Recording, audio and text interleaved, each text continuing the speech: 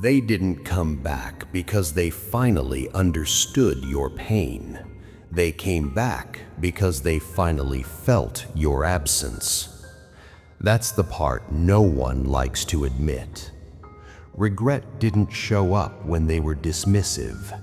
It didn't arrive when they minimized your feelings. It didn't knock when they crossed lines and called it mistakes.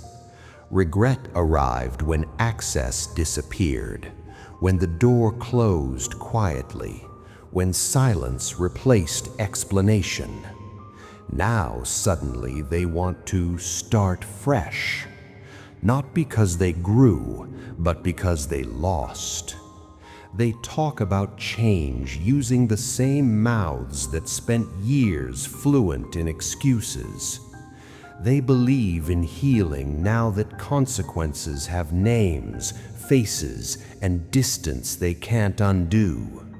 They reframe the past like it was confusion, not a pattern. Like behavior repeated without apology was somehow accidental. They want forgiveness without examination, a reunion without repair, a clean slate without acknowledging the blood on the last one. But here's the shift they weren't prepared for. You don't argue anymore. You don't explain. You don't negotiate. You don't even react. They try to reintroduce themselves like strangers knocking on a house they once owned.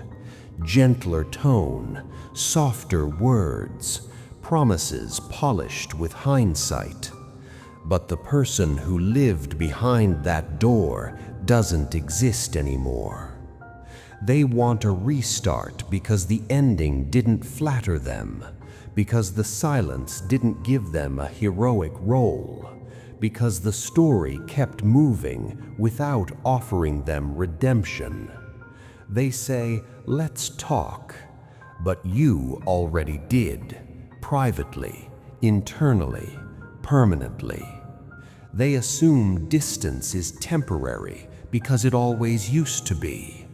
They're waiting for the cycle to reset. They don't realize the cycle wasn't paused, it was burned down. They want the version of you that still tried, the one who explained feelings, the one who waited, the one who hoped. That version doesn't exist anymore. They mistake your calm for openness, your silence for availability, your composure for softness. They still don't understand that restraint is not permission. They ask for one more chance, as if chances are infinite currencies instead of rare investments that only exist while trust still has oxygen. You are not angry enough for them to feel powerful. You are not emotional enough for them to feel important. You are not reactive enough for them to feel relevant. And that destroys them quietly. They want a reset because they can't survive as the villain in a story they no longer control. They need your participation to rewrite the ending in their favor. But you already exited the narrative. They offer apologies shaped like bargains, regret shaped like negotiation, accountability shaped like, "but you also." You don't argue with arithmetic anymore. You already calculated the total. They promise they've changed, but change that arrives only after loss is not evolution, it's panic. They want to start over because their present feels empty without the comfort of your tolerance. They don't miss who you are now. They miss who you were when you still made space for them. They want to return to familiarity without revisiting the cost. But you don't revisit graves. They talk about fate, timing, destiny pulling things back together. They avoid the one word that would actually matter: responsibility. You don't feel tempted. You don't feel curious. You don't feel nostalgic enough to betray your peace. They wait for cracks in your detachment, like gamblers watching for tells at a table where the game ended hours ago. They say people deserve second chances. You quietly agree, just not from you.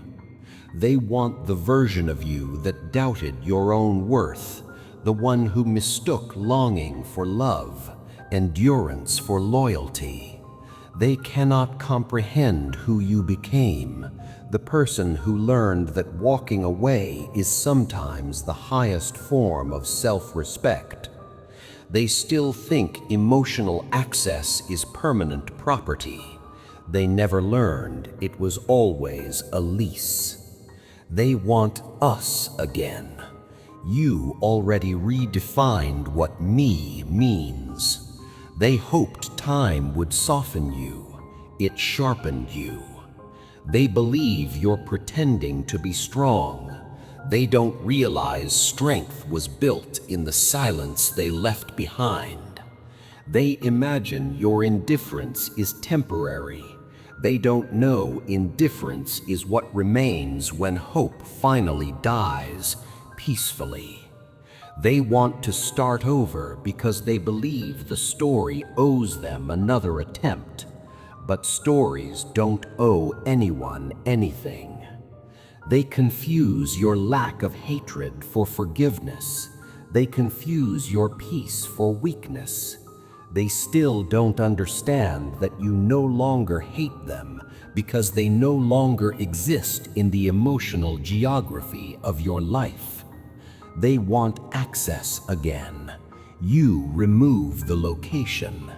They want connection again. You change the language. They want to return. You changed the locks without announcement. They say, just one more chance, but you are already living inside the chance you gave yourself. You don't offer a new page, not out of bitterness, not out of cruelty, but because the version of you that would have cared finally learned how to choose peace without apology. And that is the ending they will never rewrite. They will always wonder when it happened. They'll replay conversations, scan old messages, revisit arguments like forensic analysts examining emotional crime scenes. What they will never find is a dramatic timestamp, because the ending wasn't a moment, it was accumulation. Everything they ignored, everything they minimized, everything they assumed you'd survive quietly. They thought distance would scare you back. They thought silence would starve you into returning. They underestimated what happens when someone learns to be alone without feeling abandoned. They still tell the story like it's unfinished, like there's a missing chapter waiting to be written. They can't accept that some stories don't pause, they conclude. They wait for you to miss what broke you. They don't understand nostalgia dies quietly when peace arrives fully. They think your refusal to restart is stubbornness. They don't see it for what it is, clarity.